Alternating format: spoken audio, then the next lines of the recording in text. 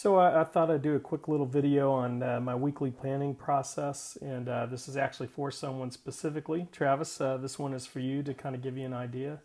I normally try and do this out and about, overlooking a lake or a creek or something that's just really peaceful, something that's far away from a lot of people. However, today I need to be home for a sick child, so I'm going to go ahead and do it there, and it's probably the audio is a lot better doing it this way anyways. So first of all, what we do is the whole purpose of this is to have a very good week, to make sure that we get the most important things done, not everything, but the most important things done, and to plan it and just to feel good about what you're doing for the week. So that's what we are doing through this planning process. So the first thing I do is I get away, I turn off distractions, I get still, I breathe, I get in a great and grateful state for designing my life and the week that I want, and just make whatever's going to happen with that.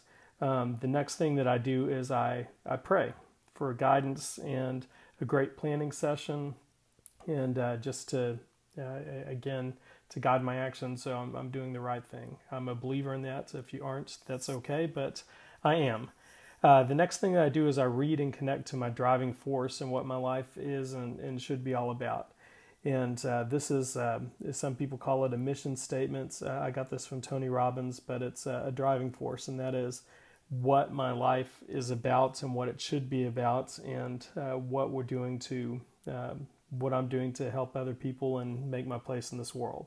And it's nice to go ahead and read that now because it guides everything else that I do during the process. So that's the first thing. The next thing is to review categories of improvement. And I got those from Tony Robbins again, and that is just different departments of life, because you have your physical, your mental, your work, actually different things at work, like say, I am a real estate investor, but I also am a real estate broker, and I'm also a real estate sales agent. So those would be three different professional categories. And one of the things that I do that for is so you can focus on each individual one, and you think about them and you go through the list so you don't forget anything. Because yes, you have all of your professional things, but you're also a son and a brother or a daughter and sister or what have you, and you want to make sure that you're doing something that's good for those. So those are some of the things that I look at there. I read over what was done last week and also what wasn't done. So I look at the things that I was able to accomplish and not to beat myself up over the things that weren't done, although sometimes I do that and I shouldn't. But just to know what, I guess going into this week, the things that I really should handle and the things that I want to handle. So I do that. This is a fun part. This is neat. I write about magic moments in my Evernote journal. And on Evernote, for each week, hopefully, if I do it every week, I write down the things that I just want to remember, the things that I want to carry with me forward into the future. If I had a special date with one of my daughters, I'll write that down. I will sometimes include Facebook statuses and comments on it if they meant something to me, if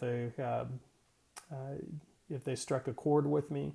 And of course, in there I also put a lot of pictures of the things. Pictures worth 1,000 words, and it's really magical because I started doing that in 2012, and sometimes just to go back through some of the weeks there is a great thing. And it's life is the moments that we create and that we live through. So that's a wonderful thing to do. So just do that.